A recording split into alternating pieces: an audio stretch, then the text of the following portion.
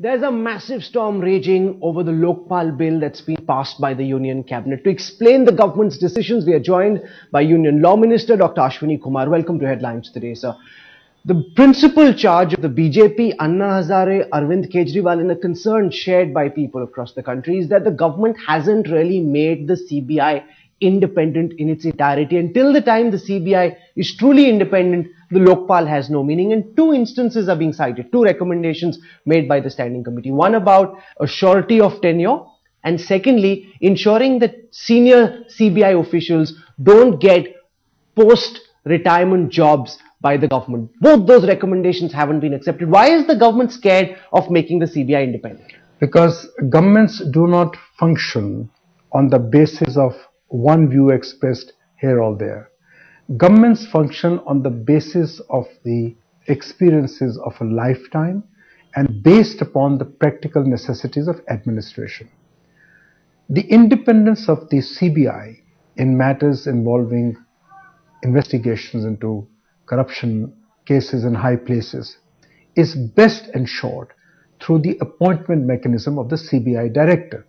For the first time, any government has decided to give a go-by to its privilege of appointment of a CBI director. It is the UPA government. What have we done? We have entrusted the task of appointment of a CBI director to a committee comprising of the Chief Justice of India, the leader of the opposition, and the Prime Minister. Can there be a greater assurance of independence of CBI? Why not have a fixed tenure? Your second charge, let me just tell you about the second charge. Your second charge is about post-retirement appointments. Yes. The judges of the Supreme Court also get post-retirement benefits. But does that mean that they are not independent in what they do? These are flawed assumptions. Ultimate guarantee of integrity and probity in the discharge of one's duties is the quality of the person you pick up. And in order to ensure that the best people available with the requisite experience are picked up for performing this exceptionally important function, this committee has received statutory sanction for the first time. I think the UPA government has vindicated its promise to the people of India. One of the promises, sir, was that once an investigation is initiated by an officer in the CBI, he should then not be transferred.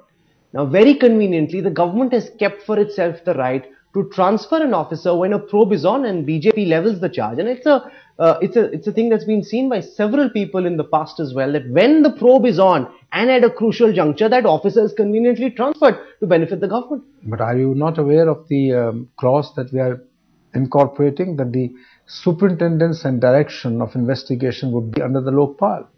But as far as the transfer of officers is concerned, it is well accepted principle of administration, both in corporates and in the government domain, that transfers and postings of officers is within always the domain of the appointing authority. So once the CBI... But is continuity not important? No, the continuity is normally there. But for reasons to be recorded, in exceptional circumstances, if a transfer is considered to be in public interest, that transfer can always be made. But who will decide it? The CBI director. Who is the CBI director? Someone of impeccable integrity appointed by a committee comprising of the Prime Minister, the Chief Justice and the... No, but see what happened in the case of IAS officer Khemka. The moment he began probing and his probe threw out results which the government was uncomfortable with, he was posted out and immediately a pliant officer brought in and that probe sent into cold storage. This is the problem in a debate on the television. You compare apple and oranges. They are uncomparable. First of all, I dispute the charge that Khemka was transferred out for being inconvenient at all. The state of Haryana has on a number of occasions given an explanation. I don't think this is a debate on that. No, but there's a parallel. No, there is no parallel. This parallel is a completely flawed parallel. CBI's autonomy is sought to be ensured by an act of parliament for the institution of the Lokpal has been created for the first time, and the investigation even by the CBI of cases referred by the Lokpal to the CBI is being monitored by the Lokpal itself.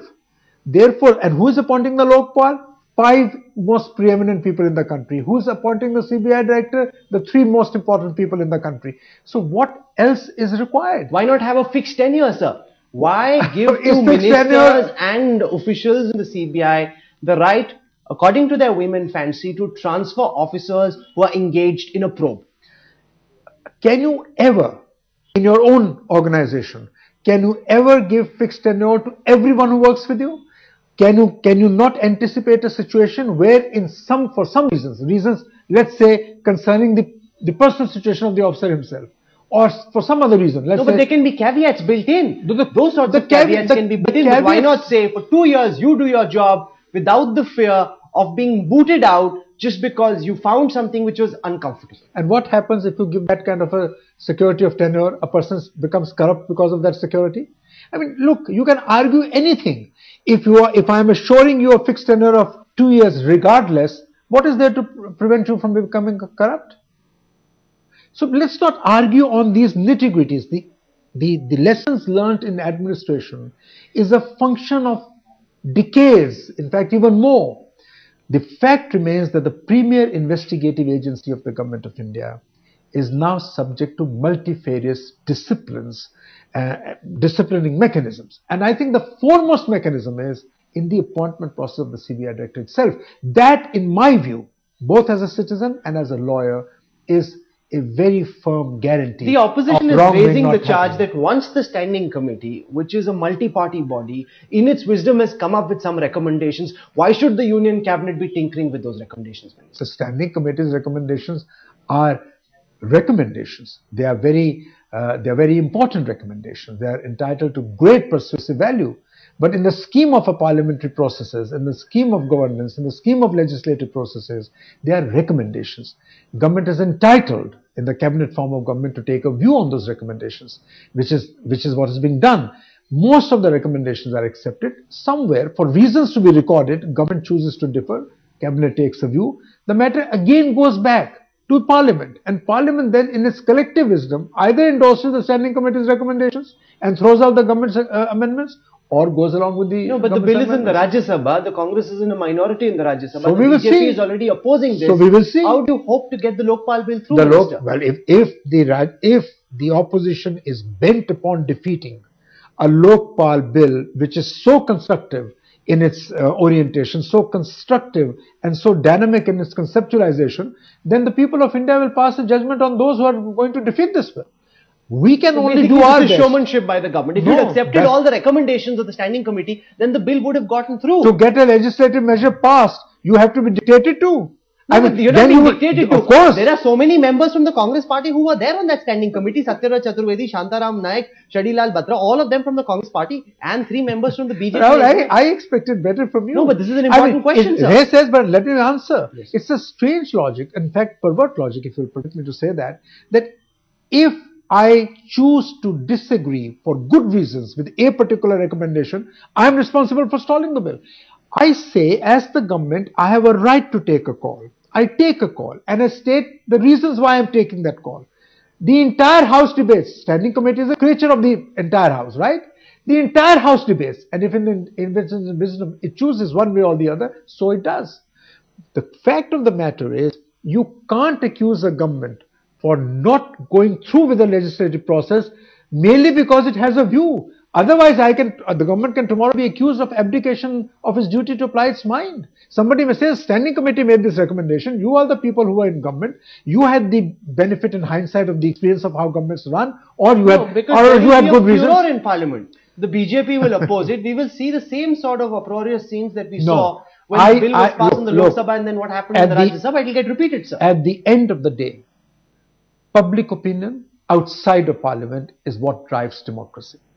We, the representatives of the people, are expected to respond to the sensitivities of the people. We believe that we are going to come up with a good bill, a constructive bill, a proactive bill, a bill that would define the course of India's politics for many years and would ensure good governance. That's the remedy of the bill. But raised the question that the standing committee laid out several suggestions for strengthening the CBI, for ensuring that it can perform its duties more effectively. He says the government has conveniently ignored most of those suggestions. I can understand the compulsions of the leader of the opposition, Rajya Sabha. He has to pick holes where there are no holes to be picked. That is his remit.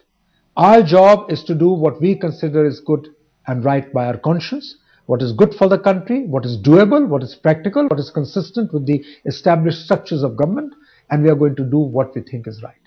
On the 27th of August, there was a sense of the House resolution which was mooted and passed.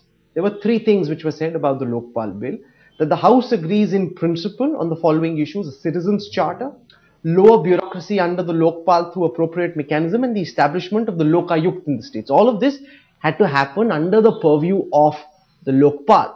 Now, the larger question which Arvind Kejriwal is asking, Minister, is that the government has betrayed the people and the promise it made on the floor of the House on all these three aspects. You've segregated them, broken it down so that it all doesn't happen under the purview of the Lokpal, which was your original promise. It is the same standing committee whose membership you just recounted, which has very eminent people of the opposition on it, who in their wisdom, based upon the objection taken by the leader of the opposition in the Rajya Sabha, that you can't under one law establish the Lokayuks, they have decided to replace Part 3 and introduce a Section 63, which mandates the states to bring in their own legislation to establish Lokayuks in states. So how have we diluted the promise of good governance? No, it is only a procedural mechanism because the constitution required so.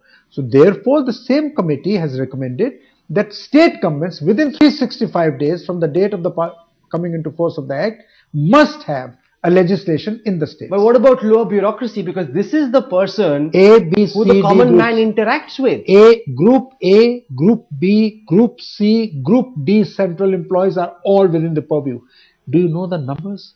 Do you know the kind of number of people that are now within the remit of the Lokpal? The Lokpal would be the most powerful institution in the country.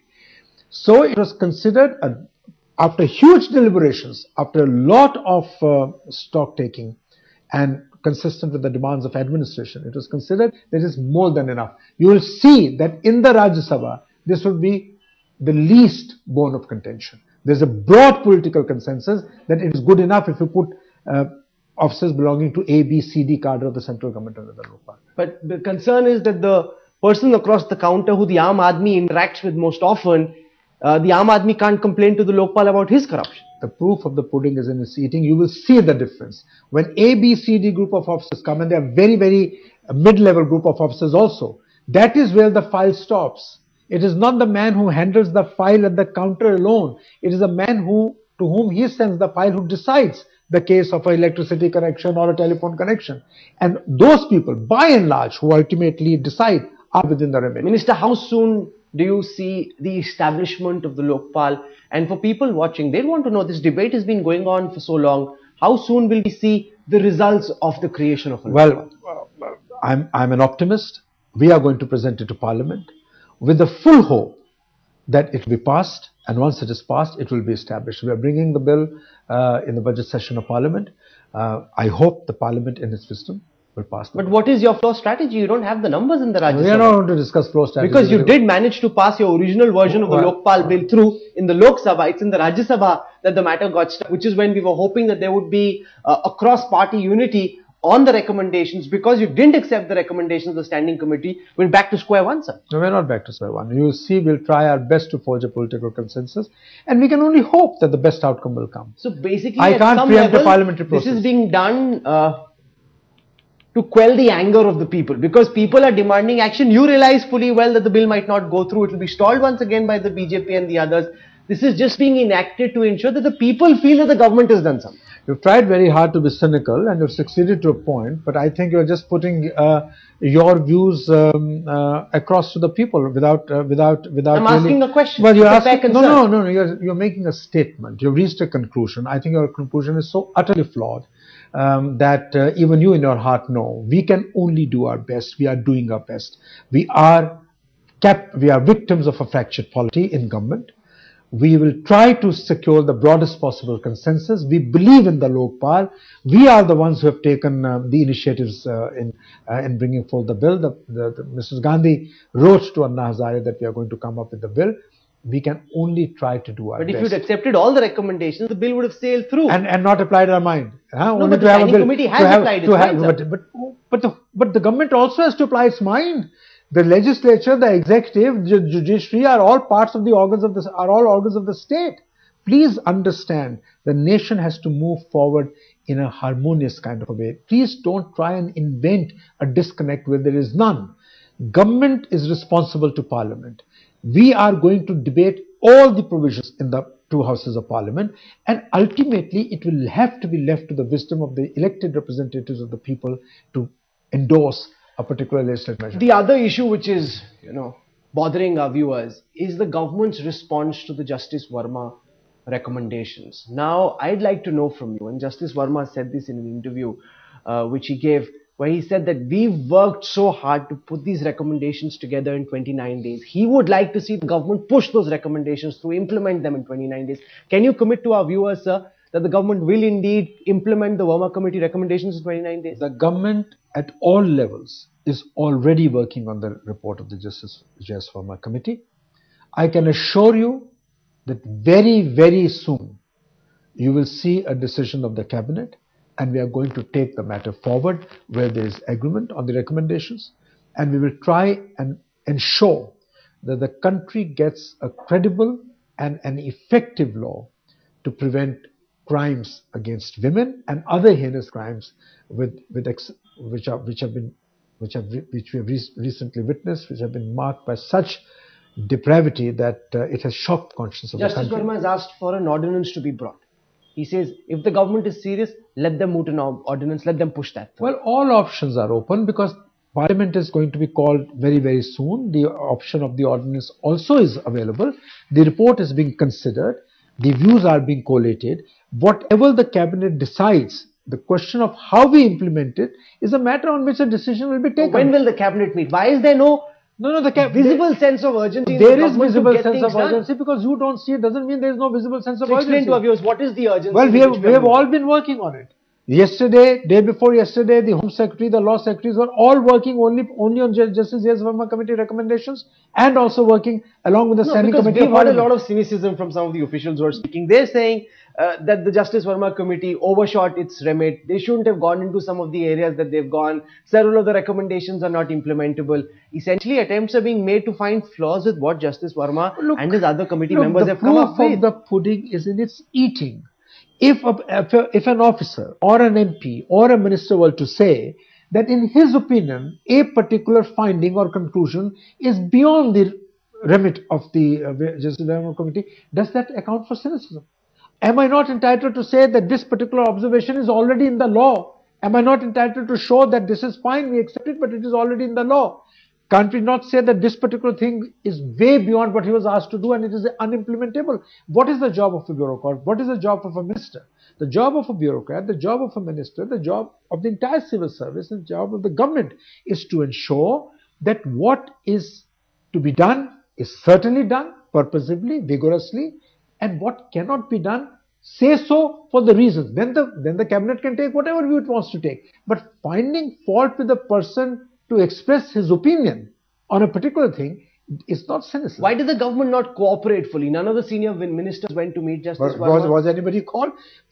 This is a strange argument. The Congress party gave its views. The Congress party's views are very elaborate. No minister has ever denied himself the opportunity of meeting Justice Verma or any team members if they were called upon. I don't know against whom the charge is being made. Their own cases that they have received all the suggestions, 80,000 emails, political parties. But the senior officials never came. The secretary level officers sent some junior officers. It indicates that the government was never backing the initiative fully. It was done just to appease the anger. The Prime Minister has written to Justice Verma applauding him for his work. Mrs. Gandhi called up to tell him that, we are sending up the recommendations to the Congress party. The ruling party gave its recommendations. What kind of seriousness do you want? Just because a particular officer went and A, B, C person did not go does not mean that there is lack of concern. No, but look at... Let me tell you on record. On the brutality and the depravity of the colossal tragedy that occurred in Delhi, there is no two views in the country. The government remained totally committed to ensuring, within the capacity that it has within its means, that such a thing never happens. Whether it involves changes in the law, we will do so. Whether it involves more effective policing, we will do so. Whether it involves sensitizing of the people, we will do so. Justice Verma has recommended a number of things. Some are policy matters on a much larger canvas. We appreciate all of that. We will try and factor in how best we can implement these decisions. I want to assure you, without any ambiguity, that we are dead serious to move with utmost expedition in the matter of translating into concrete action those recommendations of Justice Verma, which are either considered necessary and are not there in the law, and on which there is general agreement. And you can be certain that there is no partisan perspective. Why don't you commit to a timeline? Use this opportunity to give us a timeline on when these recommendations will be implemented. I can only tell you that from my department, the top priority is to give the final touches to what we have to say on the Verma Committee recommendations. I cannot tell you how soon the Parliament will pass. That it will be wrong for me to say. No, so commit to when your ministry will send this to the Ministry of Home Affairs. No, for all you know, we may already have sent it. I'm just saying we are working round the clock. It's a work in progress. It's going on. No, but look also at something as basic, sir, as providing just administrative help to Justice Verma. The poor man had to say that the government provided no administrative help, no secretarial help, no one to help him type. He was sitting there with his two fingers typing this massive report. No. Justice Verma, I don't think he was typing himself, but if he was, we are very grateful. He made well, this I don't know. I don't want to join issue with anyone, but the administrative ministry concerned is the Home Ministry. What staff they had to give, or they didn't give any staff, sir. I'm not here to. I'm not. No, but you're also a representative. No, of the I may be a representative of the government, but I don't know the truth. So don't ask me on the television to react to what you are saying. I don't know the truth. No, but Justice Verma said this several days ago. Maybe he has said it, but let somebody else respond. Those who want to give. It's not your responsibility, Mr. Shinde must. No, I am not. That is true on the administrative side. It is the Home Ministry's remit.